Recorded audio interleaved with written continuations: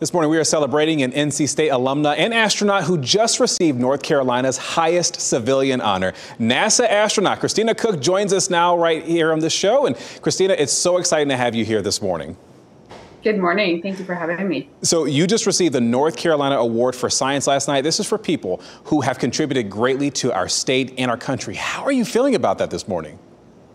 Well, to be honest, I feel really proud. I feel proud as a North Carolinian because a lot of the things that I've learned throughout my career and applied to do what I do, I learned here in North Carolina, and I have so much to be grateful for. It's great to be back to receive an award and to be among the other awardees that were so inspirational. And talk a little bit about how NC State prepared you, because you were just so engrossed with a lot of things that were available to you on campus. Absolutely. NC State prepared me so many opportunities there. I was able to stay busy and keep my mind engaged. But to be honest with you, one of the ways it prepared me the most was it's where I learned about bravery. And I learned about that in North Carolina because of heroes in the civil rights movement, students that were like me so long ago that really stood up for what they knew was right and what they believed in. And I remember thinking as a student how brave those people must be, and they inspired me. And that bravery that you've managed to forge over time, you and I have talked before, you did rock climbing and a lot of other things that you kind of get out there to be adventurous. And the fact that you spent 328 days in space, the longest continuous time by a woman, tell me, what message do you have for other women out there looking to also be adventurous and to accomplish big things in the STEM fields?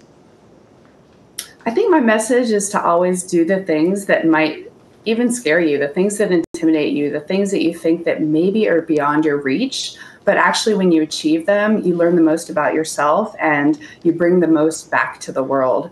And secondly, it's actually not necessarily about how far you go, but it's about how deep your impact is. And maybe those impacts are going to be right here in North Carolina. And Christina, I know that you are set to make another landmark part in your career as the first woman to fly in orbit around the moon. Talk a little bit about the Artemis II mission that's upcoming. Absolutely. Artemis II is the first crewed mission of a new campaign bringing humans back to the moon.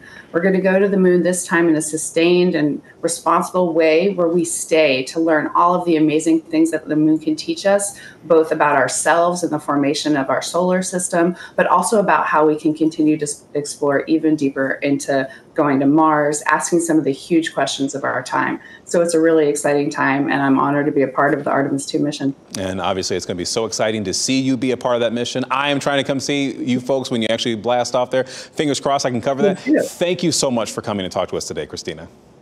Thanks again for having me.